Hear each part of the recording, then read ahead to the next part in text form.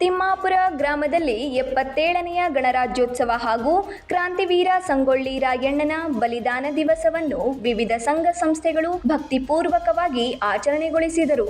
ಈ ವೇಳೆ ಸಂಗೊಳ್ಳಿ ರಾಯಣ್ಣನ ಕಂಚಿನ ಪ್ರತಿಮೆ ಮುಂದೆ ಧ್ವಜಾರೋಹಣವನ್ನು ಸರ್ಕಾರಿ ಹಿರಿಯ ಪ್ರಾಥಮಿಕ ಶಾಲೆಯ ಮುಖ್ಯೋಪಾಧ್ಯಾಯರಾದ ಜಿಜಿ ಹಿರೇಹಾಳ್ರವರು ಧ್ವಜಾರೋಹಣವನ್ನು ನೆರವೇರಿಸಿದರು.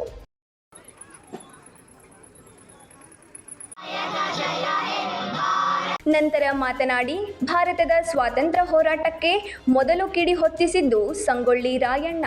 ಇವರ ಧೈರ್ಯ, ಶೌರ್ಯ ಮತ್ತು ಪರಾಕ್ರಮಗಳು ಬಂಡ ಬ್ರಿಟಿಷರನ್ನು ನಿದ್ದೆಗೆಡಿಸಿದ್ದವು ಎಂದು ಹೇಳಿದರು. ಯುವಕರು ರಾಯಣ್ಣನ ಗುಣಗಳನ್ನು ಮೈಗೂಡಿಸಿಕೊಂಡು ಭಾರತದ ಶ್ರೇಷ್ಠತೆಯನ್ನು ಎತ್ತಿ ಹಿಡಿಯಲು ದೃಢ ಸಂಕಲ್ಪ ಮಾಡಬೇಕು. ಯುವಕರು ಈ ದೇಶದ ಶಕ್ತಿ. ಎಲ್ಲ ಯುವಜನತೆ ದೇಶಭಕ್ತಿಯನ್ನು ಬೆಳೆಸಿಕೊಳ್ಳಬೇಕು ಎಂದು ಹೇಳಿದರು. ಸಂಗೊಳ್ಳಿ ರಾಯಣ್ಣನ ಪ್ರಾಥಮಿಕ ಶಾಲೆಯ ಪ್ರಧಾನ ಗುರುಗಳು, ನನ್ನ ಆತ್ಮೀಯ ಸ್ನೇಹಿತರಾಗಿರ್ತಕ್ಕಂಥ ಶ್ರೀ ಜೆ ಹಿರಿಯಾಳ್ರವರೇ,